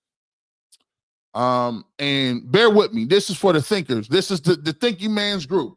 So I want your interaction on this one. Tell me if I'm crazy. I really want your interaction. If you on YouTube, put it in the comment section. Is this off base? But I've thought about something and why it is that it's like that. So let's get to this. So we talked about the LeBron James thing. We talked about the Michael Jordan, and it kind of flows with Jason Whitlock was talking about earlier in terms of why it is that people got Jordan and LeBron going back and forth with each other. And this sparked my interest because, you know, the escalation in the rhetoric has started to be getting to a point where the old heads, some of the dudes that I played with them, that I like, Tim Hardaway's, you know, the Mike Wilbons and you know, people that cover the game, it seems like all the old heads is saying like, oh, Steph couldn't have played in this era, or our era was the best. It's super soft now. The 80s was the best. And, you know what I'm saying, you couldn't have got that all back when I played. It's just like, it's a lot of dudes just throwing, and you start to think like, bro, everybody believes that their era is the dopest. Everybody believes that their era is the epicenter of what we're doing. Everybody believes the music was greater. Everybody believes that people were smarter. Everybody believes that times was greater, that we had better times, that we was more close together as a community. Back in the day, we was all together and wasn't no wars and wasn't no famines. And you'd be like, that's all BS. It's all BS. And it's the same with sports. See, nostalgia does a couple of things. Nostalgia taints your memories. It fundamentally changes the way that you see things, the world, your history, your past. And so when I started to think about why it is this is happening and why everybody is thinking like, oh, this is the greatest thing, this era, Jordan was the greatest everything since sliced bread. I just use Jordan as a case in this because usually this is where the nostalgia thing comes in. We usually see it with the NBA. We've been talking about it with the NBA because ratings are down. People have talked about why are the ratings down in the NBA? Why is it that is it the three-pointers? Is it the money? Are people woke? Are people talking too much about social issues? People don't want to see guys people don't post up no more. There's a bunch of reasons why people have now come out and said the reason why the ratings aren't down and why people believe the NBA is where it is. But people don't ever take into consideration where the NBA came from. As you can see, the NBA started off, and you look and you have eras, and you have the Bill Russell era where you won all those championships, 12 championships, and Bill Russell and the Celtics dominance back then. But we fail to realize that there was not that many teams, and there was basically segregation still. You get to the point where Will Chamberlain is introduced into the game, and Will Chamberlain is dominant, 100 points here, all these rebounds. And they told you that Will Chamberlain was not better than Bill Russell because Bill Russell had the rings. But then you go back and look and see what Bill Russell averaged against Will Chamberlain, and what Will Chamberlain was doing to Bill Russell. He was hitting him for like 45, 50 points and 30 rebounds. Unequivocally, skill for skill, stat for stat. Russell was never better than Will Chamberlain, but I felt robbed because the old head said it was all about the championships and team winning. And Bill Russell, he fought for civil rights. He was automatically better than Wilt. All Wilt was known for was putting up points and having a lot of women. Then you get older, then Jabbar comes. Lou Alcindor comes around. So good they had to stop the game for him. So good that you actually literally had to change the rules in college. No dunking because of Kareem. And then he created the ultimate weapon, it's a nuclear weapon in terms of a basketball move, never to be duplicated. Lou Alcindor with the sky hook. My dad used to, when people talked about the sky hook, they used to get that same picture. And we used to look at them old school pictures. Remember them yearbook pictures where there was two tones and it'd be somebody looking up like this with the light coming down on them? Everybody talked about the sky hook like that, unstoppable. They talk about Kareem coming out of retirement, then playing with Magic again, getting the most points ever. Then, guess what happened? Game changed. You didn't go to the centers no more. You didn't go down to the centers no more. It was all about the guards. Then a guy like Magic came along and Larry Bird came and they gave you that rivalry. A city boy like Irvin Magic Johnson, flashy, good old country white boy, Larry Bird. Two different style clashes, East versus West. People ate it up. People ate it up. You thought Angel Reese and Caitlin Clark, that was the original. People ate it up. Games was on tape of delay before you got Magic and Bird. Now you got the rivalry. You got people on this side and that side. They win championships after championships. Then, the bad boys. Yeah, they was nice and passing the ball and playing that good, clean game. And the bad boys came through and say, you know what, we about to ugly this thing up. We about to turn it into a street fight. People tuned in to see how many times you get knocked down to get back up. Right? So the torch has been passed a lot of places. And then you get to Michael Jordan, and he's the first of his kind.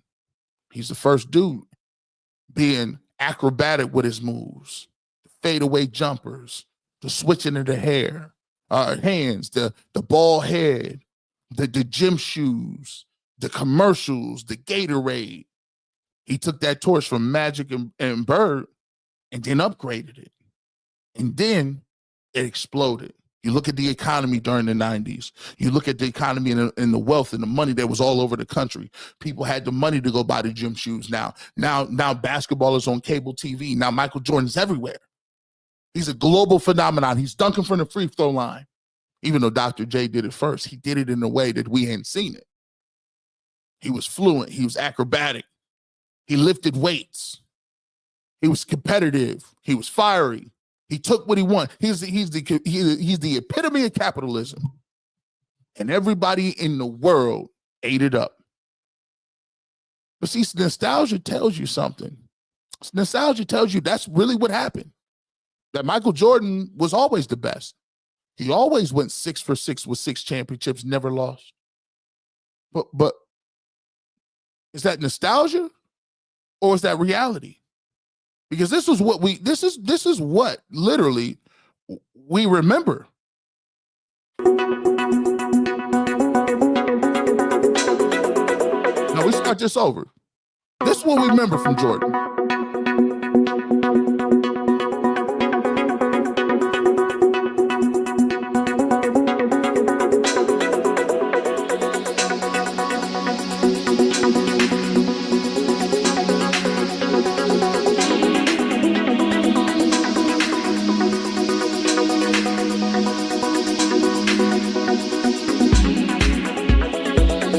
Give you chills, don't it? You remember watching these games, don't you? I was there for that. Had them gym shoes too.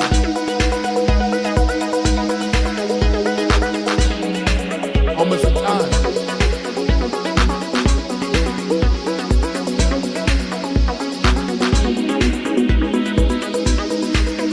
That's what you remember.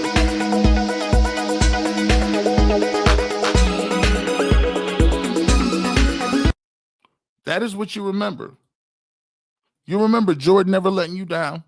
You remember him winning NCAA titles. You remember him winning 6 MVPs in 6 years, 2 3-peats.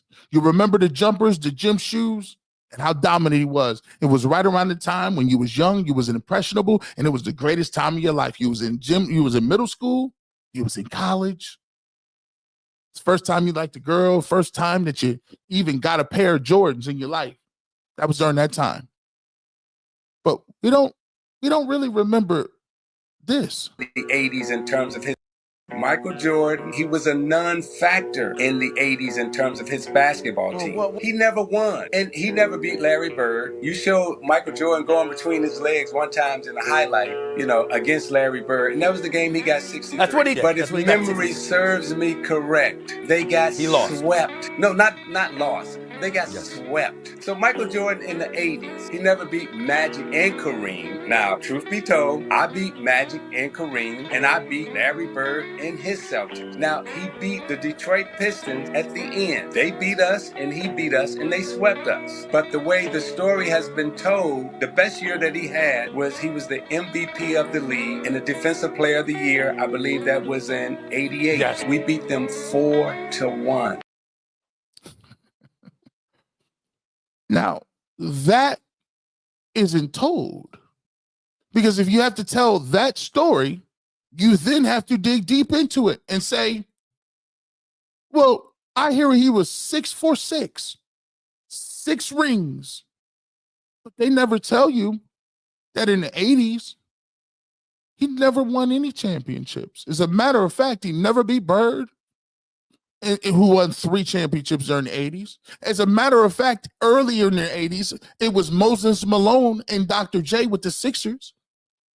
Then you get to the Magic Bird era, and then you get Magic Johnson with 4 rings.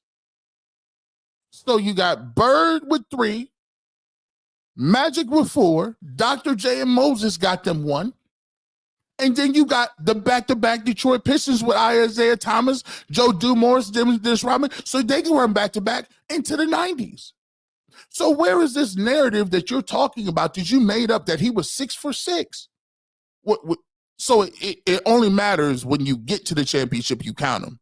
So the years you don't get there, they don't mean anything? So I can lose, but only when I get to the championship, I can win. If I win, I'm only counting those. No, you lost for a decade before you got there. Those are just facts, not being emotional. By the way, I'll bring this up for you so you guys can see it. In 1984, as a rookie, he lost to the Milwaukee Bucks 3-1, right? Then in 1985 and 86, he got swept by the Celtics 3-0. 1986-87, got swept again by the Celtics 3-0. In 1987-1988, the year in which which Isaiah Thomas talks about, he was both the MVP of the league and Defensive Player of the Year. That's a tremendous feat. Not taking nothing away from him. Tremendous. Right? You notice I don't diminish nothing. I'm just calling it what it is.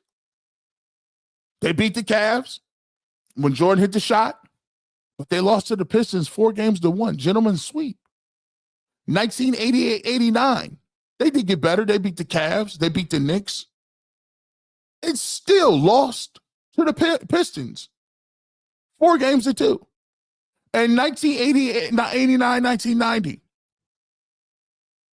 This is all the way to 90. Yes, you beat first round, you beat the Bucks. Second round, you got the Sixers. You lost to the Pistons again. 4-3. You didn't crack anything till 1991. You had already been in the league 1, 2, 3, 4, 5, 6 years. But as we look, we talk about it all the time. The reason that, we talk about it all the time, but it was 6 for 6. Jordan was 6 for 6, never lost. Never lost it. We've already established he lost it for the first 6 years. I have a screenshot. I have a little picture right here, right? We don't realize that we talk about longevity, right? We jeer at longevity when it comes to LeBron playing for that many years at that peak. You realize after the first 3 peak, Jordan was burned out. See, it's called a skill set to keep playing when you don't want to. It's called endurance. It's called intestinal fortitude. It's called longevity when you do something even though you don't have the energy to do it. See, Jordan retired after the first 3 peak for 2 years to play baseball. Can you imagine if LeBron did that and went to just play football? They would kill him for it, especially after a 3 peak. He comes back. Right? He comes back. Did you forget the year that they lost to the Orlando Magic when they came back wearing 45? He didn't win a championship that year. They got beat by the Orlando Magic. What are you talking about? 6 for 6? I'm confused with the 6 for 6. So we only count the years he made it. None of the other years count because he didn't win that year. And no hate. This is all facts. And then we talk about the time period where he went to the Wizards. Nobody told Michael Jordan to retire after 98. In fact, some people would tell him, listen, bro, you could have actually stayed when the front office said we're not giving Scottie Pippen no money or Phil Jackson no money. You could have said, you know what? I'm going to prove that I'm that guy. I don't need Scottie Pippen or Phil Jackson. I'm going to stay here and get these rings. Let him go. I'm going to be here for the Bulls and play until I'm done being here. But no, he retired again, which is his prerogative. But he didn't go 6 for 6 with the Wizards. So there's a lot of things that have changed, and I could give you the scientific reason why they changed. Let's talk about it. Powerful that it affects our decision. Nostalgia is a powerful thing, but can it be so powerful that it affects our decision making? Think about the Fresh Prince theme song. That should fill you with glee, or likely you're dead inside. That feeling is nostalgia, and while it feels good, it doesn't always lead to making good decisions. So, how does nostalgia permeate the brain, and what exactly does it do to our decision making? Hit me with that theme song, man. I knew you were gonna say that, so I got one. Science. If you know me, you know I love the 90s, especially all the jams. Michael Jackson's Jam, Def Jam, NBA Jam, Jock Jam, Space Jam. Wow, we had a lot of jams back then. And me loving the 90s makes me see the world differently than someone who, say, loves the 1950s. Nostalgia makes you look at the world through rose-colored glasses, and we have an emotional connection to memories like when we hear No Scrubs in the Club or when someone else hears Bruce Springsteen on the AM radio. These emotions come from the brain, and you know how this goes. Now I'm gonna do some science, you'll ingest it, we'll have fun. One study out of Japan defined nostalgia as experiencing predominantly positive emotions when remembering autobiographical events. Autobiographies are stories about us, our first date with Tevin Campbell, or when I realized that having fun isn't hard when you have a library card. Nostalgia is our individual memories of what happened within those autobiographies and are affected by the positive emotions we associate with them, the rose-tinted history goggles. Exposure to conditions inspiring nostalgic feelings activate part of the brain associated with three things: memory, emotion, and reward. The amygdala, known to modulate emotional responses, works in tandem with the hippocampus, responsible for memory, to activate parts of the brain linked to reward like the ventral striatum and the substantia nigra, among other regions. So, amygdala and hippocampus, who's the boss? It's Judith Light. Look it up, that's a reference. The amygdala and the hippocampus interact with each other to encode our memories, and research suggests that they may actually govern two different memory encoding mechanisms, but they interact when emotion is involved. Think about a memory that brings you joy. You're getting that warm, positive feeling all over, right? That's dopamine. Positive emotions have been linked to stronger, detail-oriented memories, but research also suggests that memories deteriorate over time, and both positive and negative emotions can have an effect on how we remember incidents, which is part of why eyewitness testimony can be faulty in the courtroom, so hold on to those good times, but they may not be 100% reliable in a court of law. A 2015 study cited the positive effects of nostalgia as a stabilizing force, allowing us to push forward with a sense of personal continuity. A wonderful way to track our own growth over time through anecdotes. And we already know that nostalgia makes us feel a euphoric feeling. This all sounds good, but while we use information from our past to dictate our future, it's important not to let nostalgia cloud that future. Research shows that people tend to favor positive memories over negative ones. That makes sense. We want to remember fun memories over whack ones. On the NPR podcast Hidden Brain with the main man Shankar Vedantam, he chatted with psychologist Clay Rutledge, who discussed the danger of allowing nostalgia to govern future decisions. As negative memories start to fade, positive ones rise and bias us towards ignoring the complexities of different situations and lean away from putting ourselves in other people's shoes to look at an issue, event, or situation. And it might be because we're low-key drunk on nostalgia. Nostalgia can help bring about positive moods and helps people cope with depression, but our individual or collective nostalgia shouldn't govern everyone else's futures. The past is the past for a reason. When it comes to emotions, nostalgia is pretty one note, and in an ever-changing, multicultural, social landscape, maybe we shouldn't let past passions define the next days of our lives. I mean, I couldn't have said it much better. I mean, the narrative in which the weave had been weaved is there for you. I had to take a look at it from a scientific standpoint. I said, why is all these people thinking that? Even me. Why do I believe that Jay-Z and Nas era is the best writing and rapping I've ever heard in my life? Why is it that I get emotional when I just think about spring quarter and smell the food in the air and the flowers blooming and you're like, man, I'm gonna go to the club tonight? Why is it when I look at a pair of Jordans and they come out and they re-release, they sell out immediately and because I wanted those when I was younger. I wanted a starter jacket and couldn't get it. But now I'm older and I can get it and it makes me feel good. But it's the same shoes, bro. See, nostalgia, what it does. All the negative parts about Michael Jordan or all the other stats and events that we talk about in the past, guess what? We forget those. All the good flowery stuff rise to the top and all we say is 6 for 6. We don't remember what Jordan did from 84 to 90. We don't remember that he went to the Wizards and was looking terrible and they won no games. We don't remember that he retired twice in the middle of his three-peats. We don't remember how great the team of the Houston Rockets were when they won back-to-back championships in the middle. We don't remember that he lost to the Orlando Magic when he came back wearing 45. All we remember is Michael Jordan, the ball head, dunking from the free throw line, and the cultural phenomenon. Nostalgia, it's a funny thing. Don't let it cloud your judgment. That was fire. I don't care what you're saying. That was fire. You can't tell me nothing. Like, that was the whole segment was fire. Pat my own self on the back. Let's get to this. I got one more thing I want to do before we get to it. My man, we got a lot of super chats. Y'all out here cooking today. Y'all cooking. Y'all cooking. The game scored 63 points. They lost in overtime. I was a kid. I remember watching it. Ultimately got swept. I played 15 years, so 9 of the years he never made the finals. Whew. Right. You see what I'm saying? Ain't that crazy how that worked? Ain't that P. Rothstein? G. Bush. Then was TV last time a reach was taken in the top 5 and it worked. The best examples are Baker with Tampa and Blake Bortles. See, here's the thing. I'm going to save my time. I was going to do another topic. I was going to do it. But I'm telling you, Jordan, there's no such thing as a reach. Ask yourself this question. Who decides if it's a reach or not? Is it McShay? Is it Kuiper? Is it you? Is it me? What's a reach? I'll give you an example. Why everybody walking around talking about they got a big board? You don't got a big board, dog. There's no such thing as a big board. Whose board is a reach?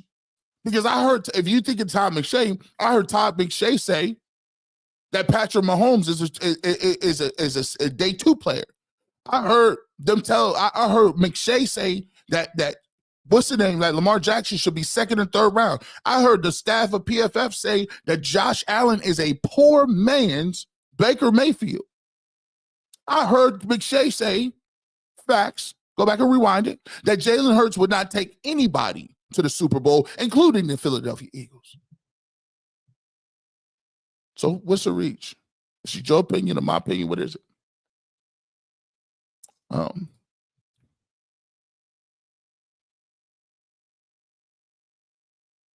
Jordan's father was murdered. If LeBron James' mom died, probably that's what you're saying. Shout out to rest in peace to Michael Jordan's father. I know that was a traumatic time in his life. That does need to be placed and talked about. When you do have a traumatic death in your life, that plays a big role in what you think about your job and everything too. So I don't take no like shots at Jordan for that. At the end of the day, he needed to take time when he took time. So let's keep it pushing. They act like he only played 6 seasons in the NBA, but they don't count the Wizards years, huh? He got the GOAT. Not anymore. Sorry, not sorry. Hey, listen, Pete Rothstein, the facts be kicking it. Facts be kicking it. Crazy, Master Mosh. Crazy thing is you broke down the mental parts of it and people still won't comprehend. See, I take time to do this for you because I want to show that there's levels to it. I want thinking individuals on this channel. Don't just tell me Jordan was the best because Jordan was the best. I gave you scientific proof. I gave you scientific knowledge. I gave you brain activities and waves that said, this is why we believe, all of us, not just me, not just you. Everybody is infallible to nostalgia. I still am. I love the Cavaliers. He beat my Cavs like the brakes beat off of them. And every time I see them shoes in that store, I'm going to get them. Ask my wife. Because when I buy those shoes, I buy a part of my history, a part of my childhood, a part of my life that I can no longer get back. Those shoes are a gateway and a time portal into greater things that will never come back.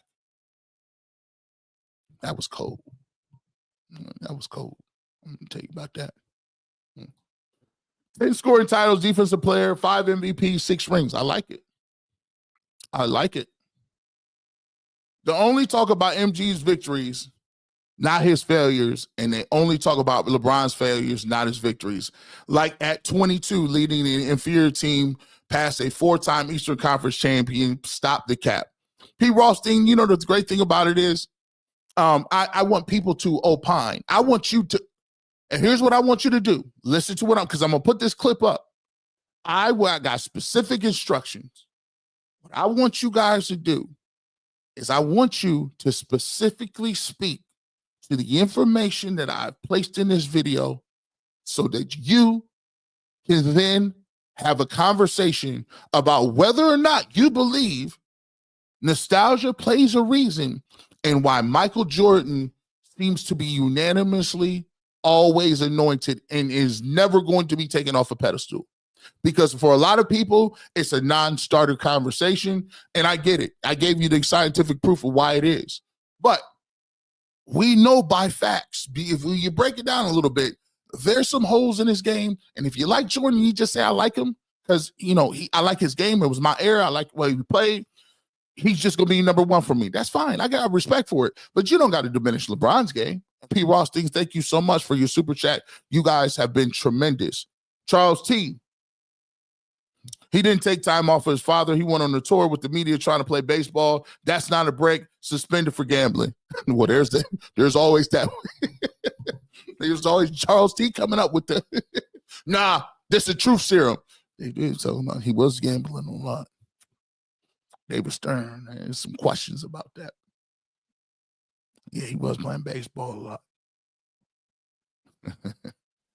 lot. Let's see. Let me see. Let's see. We get one or two more in here. Hold on. We don't want to do all that. Nope, we ain't gonna do that. Oh, we over time anyway. We over time. Let's finish it on a high note. So listen, I want to thank everybody for being with me for a 2-hour episode, man. You guys are making these episodes very fun for me. Hopefully I can still continue to give you this level of content. If you like this content, please subscribe to our channels on UCSS. Please subscribe to my personal channel on YouTube. And also follow me on Facebook, man, and X and Twitter. I want to thank you guys for participating and showing up and digesting this content the way we always do. As always, make sure you follow me on Twitter, follow me on all the places. And the Barbershop, it's not a real place. It's about sports, music, and culture. But the best part of it is you guys. You are the best part of it. The interaction and what we do is the best part of it.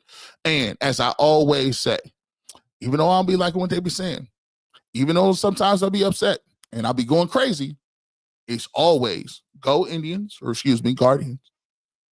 Go Cavs, and ultimately go Browns. Have a great rest of your weekend. Stay safe. Peace.